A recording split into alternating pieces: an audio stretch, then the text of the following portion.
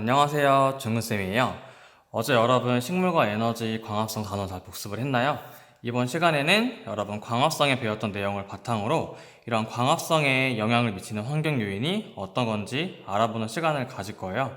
자, 여러분들 아마 이번 시간에도 전 시간과 마찬가지로 환경 요인이 어떤 건지 배운 다음에 그런 환경 요인이 정말 광합성에 영향을 주는지 확인하는 탐구 실험을 함께 배울 거기 때문에 이론과 실험 함께 연관지어서 배우는구나 라고 여러분들이 미리 알고 계시면 좋을 것 같습니다.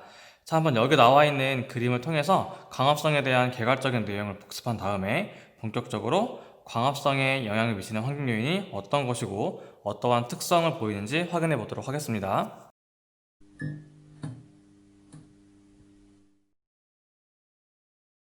자, 여기 보시면 식물의 잎이 보이는데요.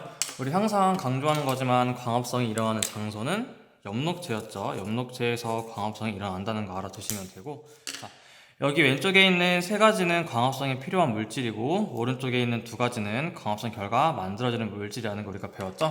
한번 내용을 적어 보도록 할게요.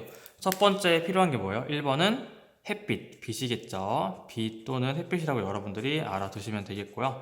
자, 그리고 두 번째, 공기 중에서 잎을 통해 흡수되는 거, 잎 뒷면에 기공을 통해서 흡수되는 거는 뭐였어요? 네, 맞아요. 공기 중에 있는 이산화탄소, CO2가 흡수가 되는 거였고요. 세 번째, 뿌리에서 흡수해서, 자, 뿌리에서 흡수해가지고 물관을 통해서 운반된다. 뿌리, 그리고 줄기에 있는 이제 물관이 되겠죠. 그리고 잎을 통해서 전달되는 게 바로 물, H2O였어요. 이 세 가지가 광합성에 필요한 물질이었고요. 이 광합성 결과 생성되는 물질 한번 볼게요. 자, 첫 번째, 공기 중으로 방출돼요. 아까 입을 통해서 흡수됐는데 이번에는 반대로 입의 기공을 통해서 방출이 되는데 광합성 결과 만들어지는 기체인 산소가 되겠어요. 우리 이것도 실험으로 확인을 해봤죠. 그리고 다섯 번째로 광합성 결과 만들어진 양분. 광합성 결과 만들어지는 기체가 산소였다면 만들어지는 양분의 종류는 뭐였어요? 네, 맞아요. 포도당이었는데 이 포도당은 합성되자마자 바로 녹말로 전환이 된다 그랬어요. 그래서 녹말로 전환이 되고 우리가 이거를 확인했던 게 아이오딘과 칼륨 용액으로 색깔 변화를 확인한 아이오딘 반응이었고, 연한 갈색에서 청람색으로 색이 변하는 걸 통해서 녹말을 검출했었죠. 그래서 포도당이 만들어지는 거고 이게 녹말로 전환된다. 여러분들이 광합성에 대한 개괄적인 내용 한 번 더 복습을 한 다음에 여러분들 한번 볼게요. 지금 여기 나와 있는 이 잎을 둘러싼 것 중에서 과연 광합성에 영향을 미치는 환경 요인이 어떤 건가 여러분들이 생각을 할 수가 있을 거예요. 잎을 둘러싼 여러 가지 환경 특성 중에서 과연 어떤 게 광합성 영향을 미칠까 여러분들이 한번 예상을 해보도록 해요. 여러분 학습지 보면은 광합성에 미치는 요인을 추측하는 게 나와 있는데 여기 있는 걸 보고 한번 추측을 해보세요. 잠깐 쌤의 영상을 멈춘 다음에 여러분들이 추측한 내용을 적어 보도록 하고 그 다음에 실제 광합성에 영향을 미치는 요인은 선생님이 설명할 때 적어 보도록 해요. 지금 영상 잠시 멈추고 여러분 학습지에 있는 내용 풀어보도록 합시다. 구독. 자, 한번 여러분 추측한 내용을 적어봤나요? 자, 그렇다면 여러분들이 한번 추측한 요인과 실제 미치는 요인이 일치하는지 혹은 다른지 확인을 해볼게요. 자, 첫 번째, 광합성에 영향을 미치는 환경 요인, 광합성에 영향을 미치는 환경 요인 알아볼 건데요. 크게 세 가지가 있어요. 자, 여러분들 광합성이라고 하면 쉽게 광합성량이라고 보시면 되는데 광합성이 일어나는 그 양 정도라고 보시면 돼요. 그래서 이런 광합성량에 영향을 미치는 요인은 어떤 게 있냐? 여기 한번 적어 보도록 할게요. 첫 번째로 광합성이 필요한 물질 중에서 햇빛이 있었죠. 그래서 이러한 빛이 강하면 강할수록 즉 빛의 세기가 영향을 미치게 되겠고, 그리고 아까 이산화탄소가 필요했죠. 그래서 이러한 이산화탄소가 공기 중에 충분히 많은지 이산화탄소의 농도가 되겠고, 여러분들 만약에 겨울 같은 경우에는 너무 춥기 때문에 식물이 잘 자라지 못하고 봄이나 여름같이 온도가 적당히 높을 때 식물이 잘 자라잖아요. 이렇게 온도 조건도 광합성에 영향을 미친다고 볼 수가 있어요. 그래서 첫 번째 빛의 세기, 두 번째 이산화탄소 CO2의 농도, 세 번째 온도, 이 세 가지가 광합성량에 미치는 환경 요인이라고 보면 되고요. 여러분들 학습지 실제 광합성에 영향을 미치는 요인에 이 세 가지를 적어주시면 될 것 같아요. 그래서 여러분들이 이런 식으로 이해를 하면 되겠죠. 이 세 가지 조건이 모두 어떨 때? 모두 적당히 충족이 될 때 광합성량이 증가한다고 보시면 돼요. 여기 모두 적당하다는 게 어떤 뜻이냐면 빛의 세기는 좋은데 이산화탄소 농도가 낮으면 안 되고, 반대로 온도와 이산화탄소의 농도가 충분히 좋은데 빛의 세기가 약하다면은 세 가지가 모두 충족되지 않기 때문에 광합성량이 증가할 수가 없다는 거예요. 그래서 1번, 2번, 3번 세 가지 환경 요인이 모두 적당하고 적절해야 광합성량이 증가한다, 광합성이 활발하게 일어날 수 있다라고 여러분들이 기억하시면 될 것 같습니다. 자, 여러분들 학습지 보면은 두 번째 실험하는 게 나와 있는데, 실험하는 거는 그 다음에 알아보기로 하고 우선 먼저 여러분 맨 밑에 나와 있는 그래프를 먼저 보도록 할게요. 자, 밑에 나와 있는 이 세 가지에 따라서 광합성량이 어떻게 변하는지 그걸 알아볼 건데요. 자, 여러분들 빛의 세기 같은 경우는 교과서 규정으로 보면은 빛의 세기가 강할수록 광합성량이 증가해요. 물론 엄청 강하면은 광합성량이 증가하지 않는데 일반적으로 강하면 강할수록 광합성량이 증가한다고 보시면 되고요. 이산화탄소 역시 공기 중에 이산화탄소가 많으면 많을수록 좋겠죠. 그래서 이산화탄소가 공기 중에 식물에 충분히 공급될수록 광합성량이 증가하고, 마지막 온도 같은 경우는 계속 뭐 충분하거나 강하면 증가하는 게 아니라 적당한 온도가 있어요. 그래서 약 30도에서 40도 범위 내에서는 광합성량이 활발하게 일어나요. 따라서 겨울 같은 경우는 30도보다 떨어지고, 그리고 여름에 너무 더우면은 실제 입에서 받는 온도는 더 증가하기 때문에 광합성량이 낮아질 수가 있겠죠. 그래서 선생님이 초록 색깔로 쓴 범위 내에서 광합성량이 증가하게 된다는 거고요. 이걸 한번 그래프로 정리해 보도록 할게요. 자, 순서대로 한번 적어 볼 건데요. 지금 보시면 X축이 있고 Y축이 있는데 Y축이 모두 광합성량이라는 걸 알 수가 있어요. 첫 번째 볼 거는 빛의 세기예요. 즉 빛의 세기가 증가하면 증가할수록 어떻게 되냐? 자, 아까 강하면 강할수록 광합성량이 증가한다 그랬죠? 그래서 빛의 세기가 증가할수록 광합성량이 증가를 해요. 증가를 하다가 어느 정도 빛이 강하면은 더 이상 증가하지 않고 일정해지는 양상을 볼 수가 있어요. 그래서 점점 증가하다가 일정해진다라고 아시면 되겠고요. 자, 두 번째는 어떤 거냐면 CO2의 농도, 즉 이산화탄소의 농도였죠. 이산화탄소의 농도라고 여러분들이 적어주시면 되겠고, 이산화탄소가 충분하면 충분할수록 역시 광합성량도 증가를 하기 때문에 빛의 세기와 마찬가지로 증가를 해요. 증가를 하다가 어느 정도에서는 이렇게 일정한 양상을 보인다라고 여러분들이 이해를 하시면 되겠어요.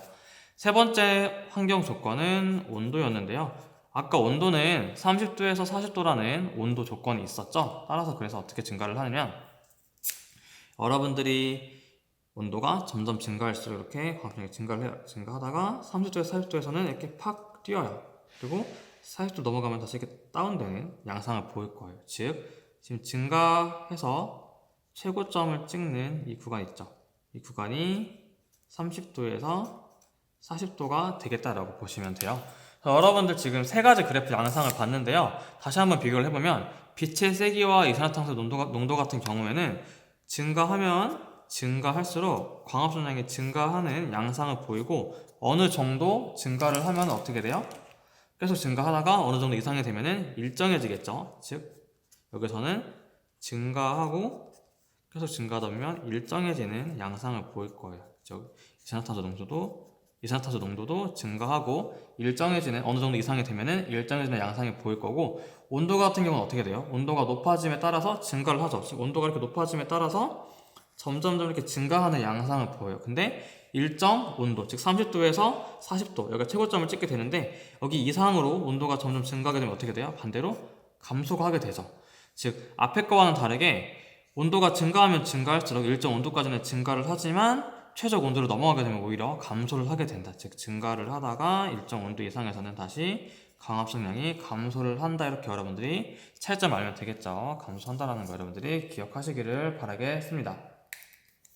여러분 이렇게 정리를 할 수가 있겠죠. 광합성량이 증가하는 요인은 이 세 가지 모든 요인이 적당할 때 활발하게 일어나는데, 그 적당한 게 어떤 뜻이냐? 빛의 세기가 강하고 이산화탄소가 충분히 공급되며, 그리고 온도가 30도에서 40도 정도로 유지가 될 때, 이 구간 안에서 유지가 될 때 광합성이 잘 일어나게 된다. 이렇게 여러분들이 정리를 하시면 되겠습니다.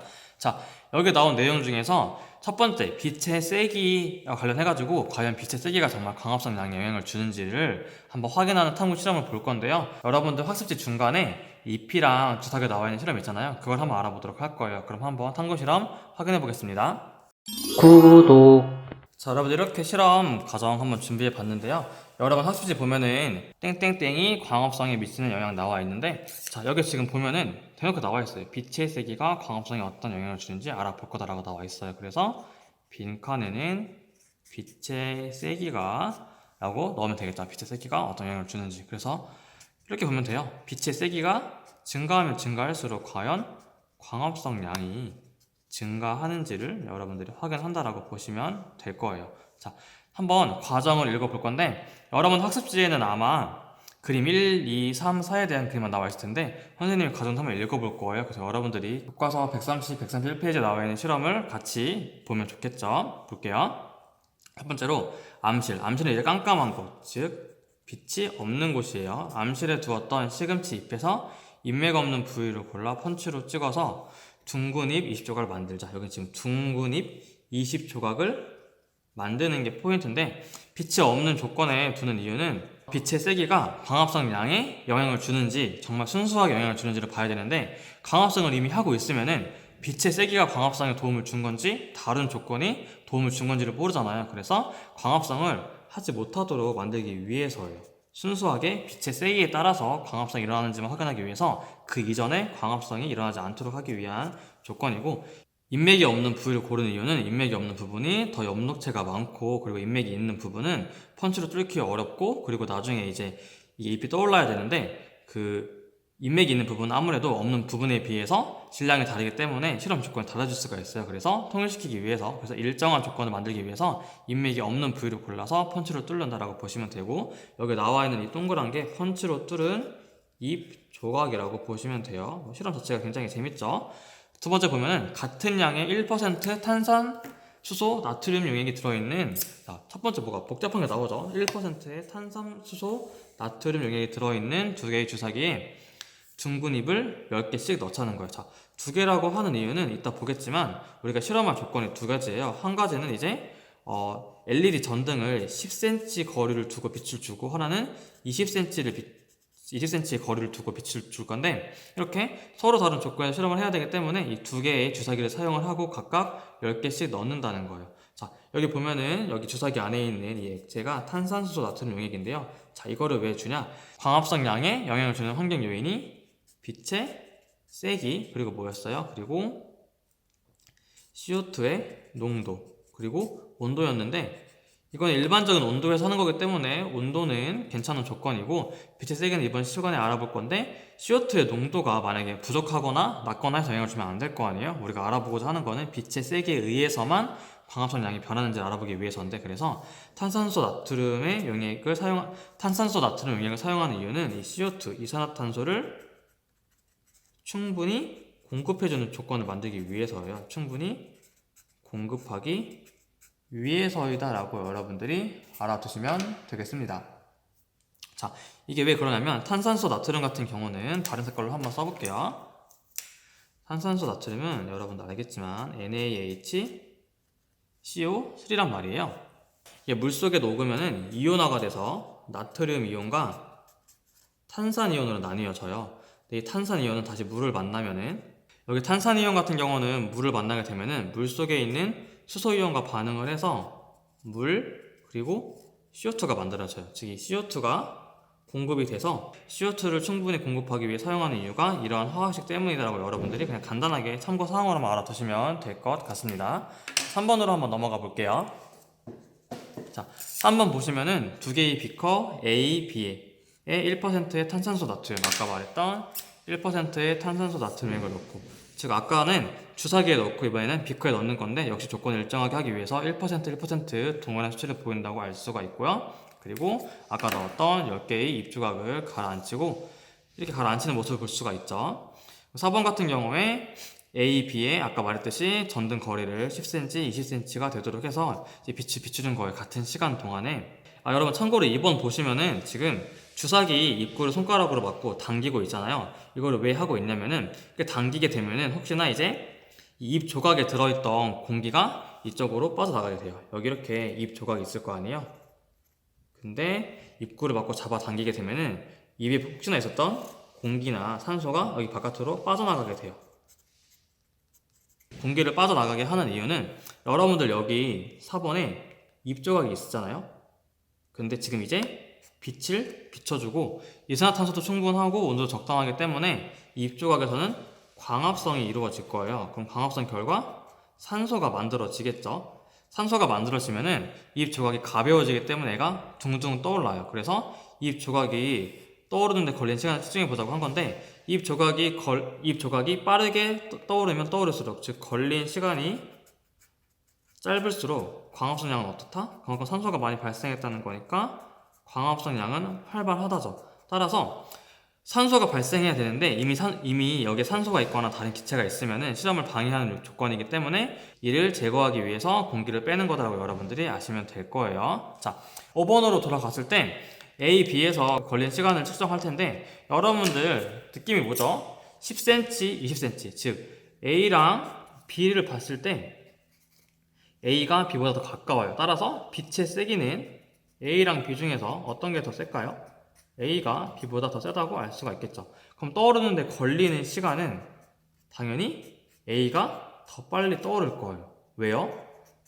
광합성 량에 의해서 산소가 A가 더 많이 발생했기 때문이죠. 즉 광합성 량은 A가 더 활발했기 때문이라고 여러분들이 배운 내용을 통해서 충분히 짐작을 할 수 있겠죠.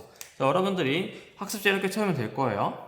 LED 전등과 비커 사이의 거리는 빛의 세기 차이라고 보면 되겠죠. 빛의 세기 차이, 즉 이 거리 차이는 이제 빛의 세기 차이라고 여러분들이 아시면 되고, 광합성량은 A가 B보다 더 높다, 즉 산소가 더 많이 발생하기 때문에 걸린 시간은 더 짧고 A가 B보다 짧다라는 거 알아두시면 돼요. 그래서 여러분이 결론적으로 빛의 세기가 크면 클수록 광합성량이 증가하게 된다, 이렇게 여러분들이 실험 결과를 알아두시면 될 것 같습니다.